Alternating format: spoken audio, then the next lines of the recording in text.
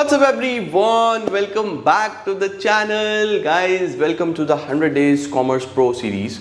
और हम लोगों ने अपना बिजनेस स्टडीज़ का पूरा सिलेबस 7th चैप्टर तक आज ख़त्म कर देंगे इस पार्ट के साथ। अकाउंट्स ऑलमोस्ट मैंने आपका हाफ ईयरलीज तक सब करा दिया, बीआरएस तक। उसके अलावा कुछ और आ रहा है तो मुझे कमेंट सेक्शन में बता देना, करा दूंगा। और आज के वीडियो के बाद कल से मैं सीधा आपकी स्टैटिस्टिक्स शुरू कराऊंगा और जो माइक्रो का पोर्शन बचा है वो क्विकली अगले 5 से 7 दिन में सारा पूरा करा दूंगा, तो आराम से आप पूरा कर पाओगे। आज बीएसटी पूरी कर लें, अकाउंट्स ऑलमोस्ट डन है, फिर इको पे चलते हैं। चलिए जल्दी से लेट्स बिगिन।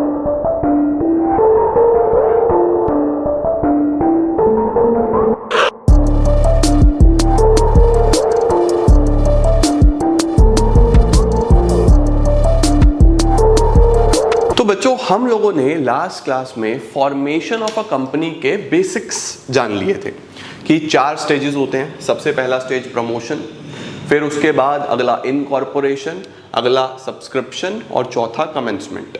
तो प्रमोशन के बारे में तो आपने सब सीख लिया था कि किस तरीके से प्रमोटर कौन होता है, क्या क्या स्टेप्स लेने होते हैं जब कंपनी बनानी होती है।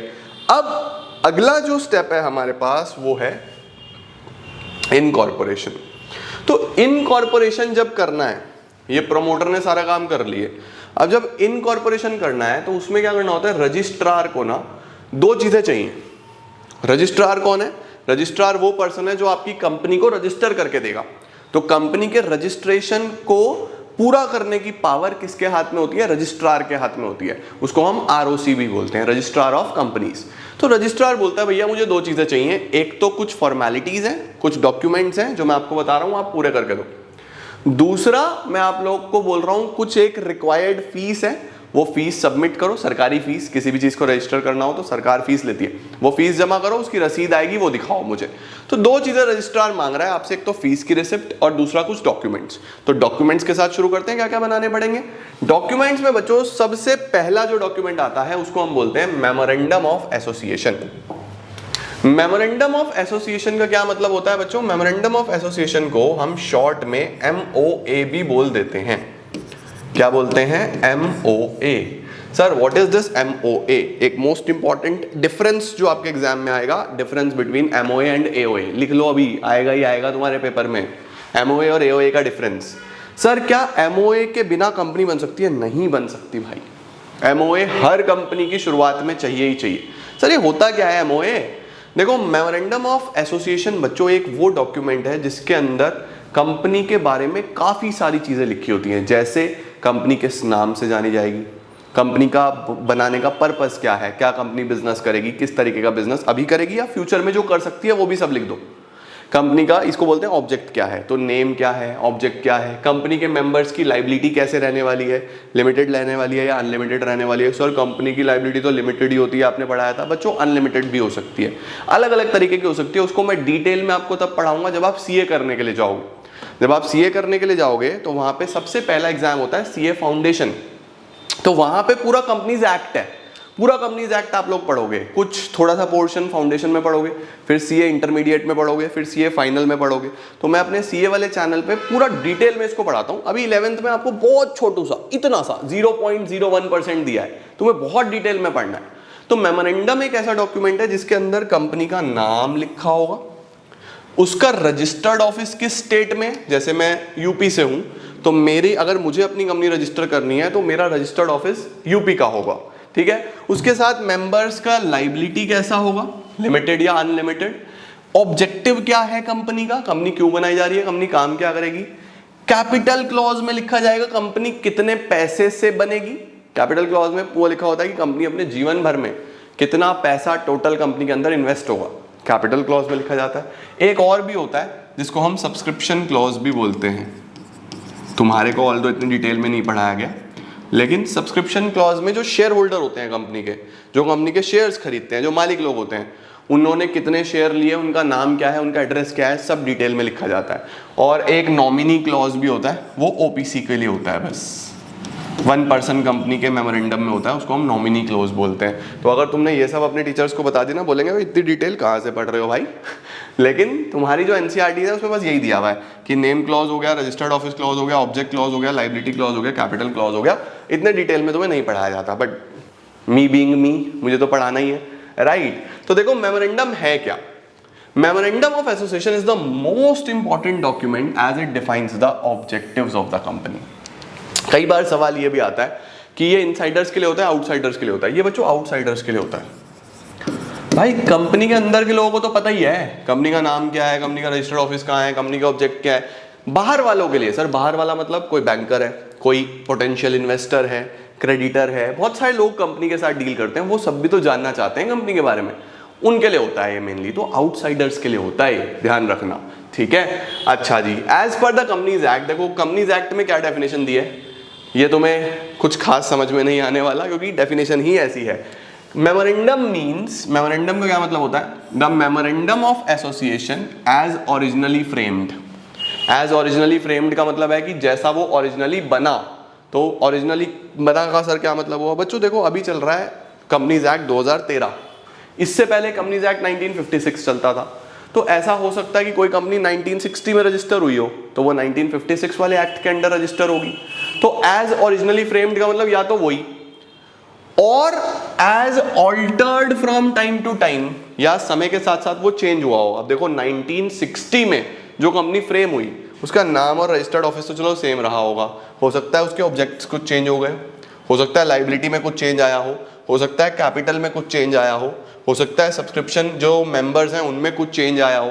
कंपनी में तो बहुत सारे मेंबर्स आते हैं, बहुत सारे मेंबर्स जाते हैं, तो कुछ ना कुछ तो ऑल्ट्रेशन हुआ होगा ना समय के साथ। 1960 और 2024 कितने साल हो गए, तो 64 इयर्स में कुछ ना कुछ तो बदलाव आया होगा। तो ये बोल रहा है मेमोरेंडम का मतलब, मेमोरेंडम ऑफ एसोसिएशन या तो जो ओरिजिनली बना था एज ओरिजिनली फ्रेम्ड, या फिर जो ऑल्टर हो गया from time to time in pursuance of any previous company law, या तो प्रीवियस कोई भी प्रीवियस कंपनी लॉ 1956, उससे पहले भी कंपनी लॉज थे, या फिर और ऑफ दिस एक्ट, या फिर 2013, ठीक है ना।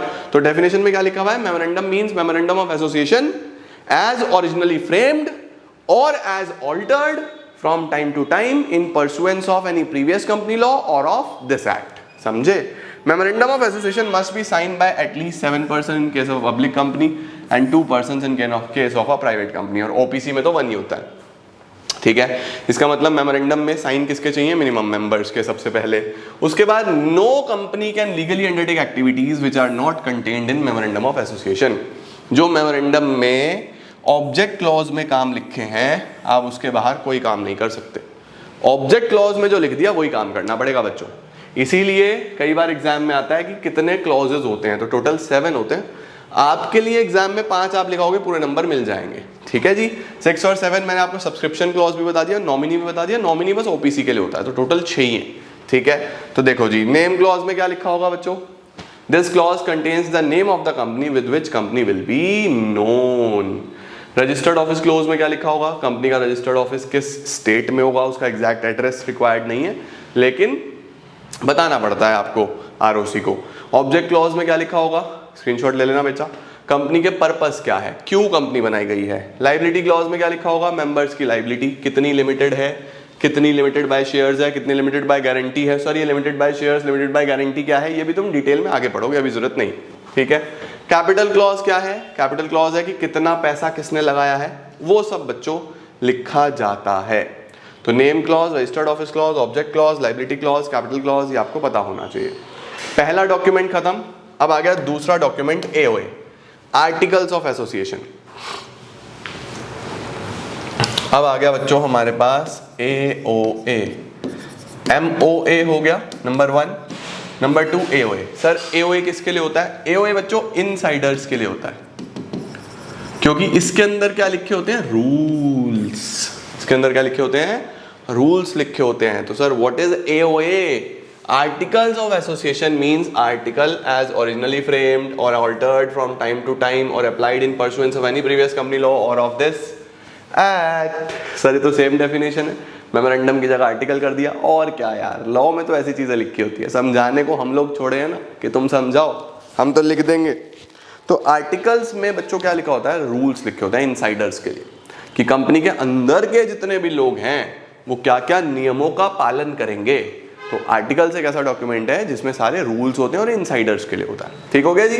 आगे क्या लिखा हुआ है, articles are the rules regarding the internal management of a company. इसके अंदर ड्यूटी, राइट्स, पावर्स, ऑफिसर्स की, बोर्ड ऑफ डायरेक्टर्स की सब गिवन होती है, ठीक है, परफेक्ट है।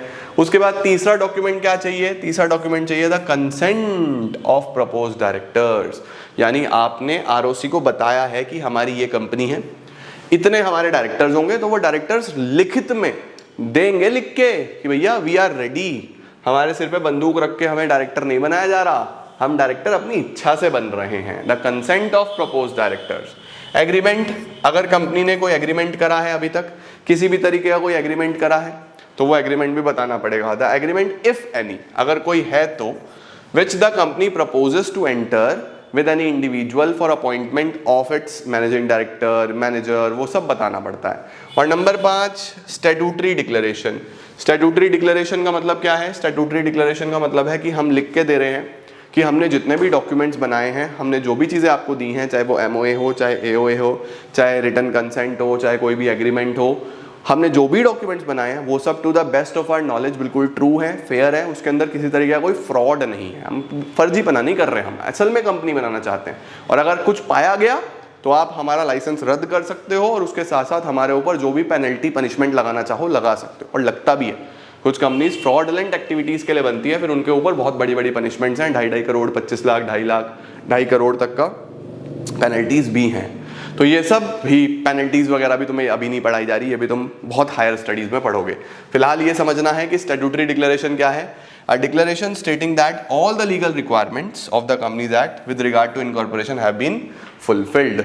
और ये स्टेटमेंट जो है वो साइन करी जाएगी, या तो कोई सीए करे, कोई सीएस करे, कोई एडवोकेट करे, सुप्रीम कोर्ट का, हाई कोर्ट का, है ना। तो ये सब डिटेल चेक होनी चाहिए। तो पहला डॉक्यूमेंट एमओए हो गया, एओए हो गया, रिटन कंसेंट हो गया, एग्रीमेंट अगर कोई है तो, और आपका 5वां स्टैट्यूटरी डिक्लेरेशन। ठीक है जी, स्क्रीनशॉट ले लो। इसके बाद बच्चों receipt of payment of fees, जो आपने फीस जमा करी उसकी रसीद आ जाएगी जी। बस ये डॉक्यूमेंट्स आपको तैयार करके दे देने हैं। मैंने बोला ना 2 चीजें चाहिए उसको, डॉक्यूमेंट्स और रसीद। सही है, ये आपने एक बार दे दी और सब कुछ सही पाया गया तो आपको दे देगा वो birth certificate of the company, जिसको बोलते हैं सर्टिफिकेट ऑफ इनकॉर्पोरेशन। अब उस सर्टिफिकेट में जो डेट डली होगी उस डेट से कंपनी जीवित मानी जाएगी। फॉर एग्जाम्पल मैंने 2 अगस्त को सर्टिफिकेट के लिए अप्लाई किया, सर्टिफिकेट पे डेट लिखी हुई है 6 अगस्त और मेरे पास कोरियर से आया 10 अगस्त को, आजकल तो ऑनलाइन आ जाता है। तो मानो 2 को अप्लाई करा, सर्टिफिकेट पे लिखा हुआ है 6 अगस्त से कंपनी जीवित है, मेरे पास 10 अगस्त को सर्टिफिकेट पहुंचा, तो कंपनी कब से जीवित मानी जाएगी? जो उस पर डेट लिखी है, ना 2 ना 10, 6 तारीख से। ये ध्यान रखना। इनकॉर्पोरेशन में क्या लिखा हुआ है? After completing the formalities promoter make an application for the incorporation. Application registrar को देनी है और पूरा का पूरा डिटेल उसके अंदर लिखनी है। और एप्लीकेशन के साथ क्या क्या देना है? एमओए देना है, एओए देना है, रिटन कंसेंट देना है, एग्रीमेंट देना है, लेटर चाहिए कि नाम आपका अप्रूव हो चुका है। नाम मतलब आपका नेम जो आपने अप्रूव कराना था ना, ऊपर नेम अप्रूवल आया था, वो नेम अप्रूवल का लेटर होना चाहिए, स्टैट्यूटरी डिक्लेरेशन होना चाहिए, एग्जैक्ट एड्रेस होना चाहिए, वो सब सबमिट करो, और रजिस्ट्रेशन फीस की रसीद। ठीक है, तो ये सारे डॉक्यूमेंट्स हैं जो आपको जमा करने हैं। एक बार जब रजिस्ट्रार सेटिस्फाइड हो जाएगा फॉर्मेलिटीज से, तो वो आपको इशू कर देगा certificate of incorporation, that is the birth certificate of the company. Certificate of incorporation is known as the birth certificate of the company. Company is legally born on the date printing on certificate of incorporation. ठीक है, अब अगर आप एक private company हो तो आपका यहाँ पे रजिस्ट्रेशन हो गया है, आप अपना कार्यक्रम, आप अपना पर्पस, आप अपना जो भी बिजनेस करना चाहते हो वो आप शुरू कर सकते हो। If you are a public company, अगर आप पब्लिक कंपनी हो, फिर अभी आपको पैसा चाहिए। पैसा रेज करने के लिए आपको जनता के पास जाना पड़ेगा कि भैया हमें पैसे की जरूरत है, हमारे पास आइडिया है, हम बहुत अच्छा बिजनेस कर रहे हैं, हमें पैसा दे दो प्लीज। तो जनता को अगर लगेगा कि यार ये तो बढ़िया कंपनी है, इसमें तो बहुत सारी ग्रोथ हो सकती है, तो पब्लिक आपकी कंपनी में पैसा इन्वेस्ट कर देगी। सर पब्लिक क्यों पैसा इन्वेस्ट करती है? बच्चों रिटर्न्स के लिए। देखो जिनके पास एक्स्ट्रा पैसा है बैंक में रखते हैं, एफडी करते हैं, उनको वहां से रिटर्न आता है, इंटरेस्ट मिलता है। उसी तरीके से आप किसी कंपनी में अगर पैसा इन्वेस्ट करते हो तो वहां से आपको डिविडेंड मिलता है, प्रॉफिट मिलता है। उस कंपनी को प्रॉफिट होगा तो वो आपको भी देगा, तो इसीलिए लोग इन्वेस्ट करते हैं। बट सर क्या पैसा हमारा वैसे ही रहता है? नहीं बच्चों, कंपनी डूब गई तो आपका पैसा भी डूब जाएगा। तो बहुत सोच समझ के लोग पैसे में कंपनीज में इन्वेस्ट करते हैं। तो देखो क्या लिखा है, ये तो हो गया हमारा। तीसरा स्टेज आ रहा है capital subscription. Private company capital subscription नहीं करती, प्राइवेट के अंदर जो अपने लोग हैं जिन्होंने कंपनी शुरू करी है वही पैसा लगाते हैं। पब्लिक कंपनी करती है, तो public company can raise the funds from the public by means of issue of securities, shares वगैरह इशू करते हैं। For this purpose it has to issue a prospectus. सबसे पहले पब्लिक सब्सक्रिप्शन के लिए कंपनी को क्या ऑफर करना पड़ेगा? प्रोस्पेक्टस। सर ये प्रोस्पेक्टस क्या होता है? प्रोस्पेक्टस बच्चों एक डॉक्यूमेंट होता है। सर किस तरीके का डॉक्यूमेंट होता है? इस डॉक्यूमेंट के अंदर बच्चों सारी डिटेल दी होती है कंपनी के बारे में, पूरा ब्रीफ करता है प्रोस्पेक्टस कंपनी को। जैसे आप किसी कॉलेज में एडमिशन लोगे 12th के बाद, तो उसका प्रोस्पेक्टस देखोगे तो उसमें पूरी डिटेल होगी। आपका स्कूल का प्रोस्पेक्टस होता होगा, कोचिंग इंस्टीट्यूट्स के प्रोस्पेक्टस होते हैं, कंपनीज के भी ऐसे ही प्रोस्पेक्टस होते हैं जिसमें कंपनी के बारे में सब लिखा होता है। कंपनी क्या है, क्या करना चाहती है, क्या बैलेंस शीट है उसकी, क्या एसेट्स लायबिलिटी, सब लिखा होता है। तो प्रोस्पेक्टस देख के ही तो एक इंडिविजुअल ये डिसाइड करेगा कि मुझे इस कंपनी में इन्वेस्ट करना चाहिए या नहीं करना चाहिए। तो प्रोस्पेक्टस कंपनी ऑफर करती है पब्लिक को, पब्लिक उसको देखती है। अगर पब्लिक को लगता है कि यार ये अच्छी कंपनी है, तो फिर उसके अंदर वो पैसा इन्वेस्ट कर सकती है। ठीक है, अब देखो, अगर आपको कैपिटल रेज करना है, अगर आपको पब्लिक से पैसा रेज करना है, तो ये नहीं कि ऐसे ही जनता में जाके कर लो, ऐसा नहीं है बच्चों। किसी भी कंपनी को शेयर इशू करने के लिए काफी सारे हाथ पैर मारने पड़ते हैं, यानी बहुत सारा काम करना पड़ता है, काफी कुछ बनाना पड़ता है। तो सर कैसे या क्या क्या बनता है? तो यहाँ पे क्या स्टेप्स हैं? देखो जी, यहाँ पे जो मेमोरी टेक्निक है बच्चों, वो है स्पामा। वहां पे था IFNFAP, ये है SPAMA. Sir what is SPAMA? सबसे पहले एस का मतलब सेबी का अप्रूवल। सर ये सेबी की क्या फुल फॉर्म है? Securities and exchange board of India. Securities and exchange board of India. SEBI कौन है? सेबी सर पुलिस है। इसका क्या मतलब हुआ? इसका मतलब ये है बच्चों, जैसे हम लोग इंसान हैं, नेचुरल पर्सन्स, तो नेचुरल पर्सन्स में अगर कोई चोरी चकारी करे, गाली गलौज करे, फ्रॉड करे कुछ भी, तो उसको कौन पकड़ेगा? पुलिस पकड़ेगी सर। हाँ, उसको जेल में डाल दिया जाएगा। उसी तरीके से कंपनीज की रिस्पेक्ट में अगर कोई कंपनी चोरी चकारी करे, कोई कंपनी फ्रॉड करे, कोई कंपनी उल्टे सीधे काम करे, तो उसको कौन पकड़ेगा? उसको पकड़ेगा SEBI, the securities and exchange board of India. तो सबसे पहले अगर तुम लोगों को शेयर इशू करने हैं तो सेबी चेक करेगा, ये कंपनी कोई फ्रॉड तो नहीं कर रही, ये कंपनी जनता का पैसा लेके भाग तो नहीं जाएगी, ये कंपनी पता चले कुछ गलत एक्टिविटी के लिए पैसा तो रेज नहीं कर रही। तो सेबी का सबसे पहले अप्रूवल चाहिए, तब आप पब्लिक में जाके पैसा मांग सकते हो। तो क्या लिखा है? SEBI which is the regulatory authority. Regulatory authority का मतलब कंपनी से रिलेटेड काफी सारे रूल्स और रेगुलेशंस बनाती है। Has issued guidelines for disclosure of information and investor protection. A company is required to take approval from SEBI before inviting funds. Company को पहले सेबी से अप्रूवल लेना पड़ता है बेटा। एक बार सेबी से अप्रूवल आ गया, फिर क्या करो? फिर जनता को प्रोस्पेक्टस दो, फाइलिंग ऑफ प्रोस्पेक्टस। अब प्रोस्पेक्टस है क्या? Prospectus is a document inviting deposits और ऑफर्स फ्रॉम द पब्लिक। तो प्रोस्पेक्टस जो है वो आपको पब्लिक को भी देना है, उसके साथ साथ रजिस्ट्रार को भी देना है, आरओसी को भी देना है। तो आप सबसे पहले क्या करो? आप सबसे पहले सेबी से अप्रूवल लो। एक बार सेबी से अप्रूवल आ गया, फिर आप एक प्रोस्पेक्टस जो आपने छापा है वो प्रोस्पेक्टस आरओसी को भेजो, रजिस्ट्रार को भेजो और जनता को भेजो। ठीक है। A statement in lieu of prospectus is prepared when public company is confident of raising funds from private sources. अगर आपको पब्लिक में जाना ही नहीं है, आपको ऐसा लग रहा है कि मैं कुछ प्राइवेट सोर्सेज से रेज कर लूँ, तो फिर इतना बड़ा प्रोस्पेक्टस बनाने की जरूरत नहीं है। A copy of the prospectus is filed with the registrar of companies. ठीक है जी, परफेक्ट है। चलो, तो सबसे पहले सेबी अप्रूवल हो गया, एस। पी से हो गया फाइलिंग ऑफ प्रोस्पेक्टस। फिर ए से क्या है बेटा? ए से है अपॉइंटमेंट। सर किसका अपॉइंटमेंट? बच्चों पब्लिक पैसा किस में देगा? आपको पैसा तो चाहिए, बैंक में चाहिए, तो अपॉइंटमेंट ऑफ बैंकर। सर ये जो हम शेयर इशू कर रहे हैं, इसकी कुछ ना कुछ फॉर्मेलिटीज भी होती होगी, पेपर वर्क भी होता होगा, बहुत काम होता होगा। हाँ, ये सब काम कौन करेगा कंपनी के बिहाफ पे? कंपनी का ब्रोकर। ये सब काम कौन करेगा बच्चों? कंपनी का ब्रोकर। तो appointment of banker, appointment of broker, appointment of under writer. Under writer कौन होता है? अंडर राइटर होता है बच्चों जो कंपनी के शेयर्स बिकवाने में हेल्प करता है। कि कंपनी ने बोला हमें 1 करोड़ रुपए के शेयर्स हैं, अब 1 करोड़ रुपए के शेयर्स पता नहीं बिके ना बिके, कम से कम मिनिमम सब्सक्रिप्शन 90% भी चाहिए। सर मिनिमम सब्सक्रिप्शन का क्या मतलब होता है? बच्चों सेबी के रूल्स हैं कि आप जितने भी शेयर इशू कर रहे हो उसके कम से कम 90% बिकने चाहिए। अगर नहीं बिके तो जितना पैसा आपके पास आया है सारा वापस करो। तुम इतनी औकात ही नहीं रखते कि तुम्हारे शेयर्स जो हैं वो मार्केट में दिए जाएं अगर 90% भी नहीं बिक रहे, ऐसा सेबी बोलता है। तो हमें क्या करना है, ध्यान रखना है कि हमारे 90% कम से कम शेयर्स तो बिकने ही चाहिए। तो हमें सबसे पहले क्या चाहिए, नंबर 1 इज सेबी का approval, number 2 is filing of prospectus, उसके बाद appointment of banker, appointment of broker, appointment of underwriter. Underwriter कौन है, जो वो मेक श्योर करेगा कि 90% से ज्यादा बिक जाए, नहीं बिके तो वो खुद खरीदेगा, टेंशन फ्री रहो तुम। तो 3 लोगों का अपॉइंटमेंट हो गया, बैंकर, ब्रोकर, अंडरराइटर, ये स्पा पूरा हो गया हमारा। Then minimum subscription, minimum subscription मैंने आपको बता दिया 90% पूरा होना जरूरी है। तो सेबी का approval, filling of prospectus, appointment of banker, broker, underwriter, minimum subscription कितना परसेंट, 90% चाहिए। The task of raising funds is very difficult. Application is to be receive by the banker, broker सारा काम पेपर वर्क पूरा करेगा, underwriter minimum subscription पूरा कराएगा, है ना। तो अपॉइंटमेंट होना चाहिए बैंकर का, ब्रोकर का, अंडरराइटर का, फिर कम से कम 90% शेयर्स बिकने चाहिए। सर ये 90% का क्या मतलब है, देखो बच्चों, कंपनी को 1 करोड़ रुपए चाहिए, अब कोई जनता में एक इंसान तो देगा नहीं, तो कंपनी बोलती है कि भैया हम 1 लाख शेयर इशू करेंगे और 100 रुपए का एक है। 1 लाख शेयर 100 रुपए का एक, तो कितने हो गए, 100 इंटू 1 लाख कितना हो गया बच्चों, 1 करोड़ हो गया या नहीं हो गया, 1 करोड़ आ जाएगा। अब जिसको जितने खरीदने हैं, मैंने खरीदे 2000 शेयर, आपने खरीदे 100 शेयर, 500 शेयर, 5000 शेयर, 10,000 शेयर, ऐसे करते करते बहुत सारे लोगों ने शेयर्स खरीदे, है ना।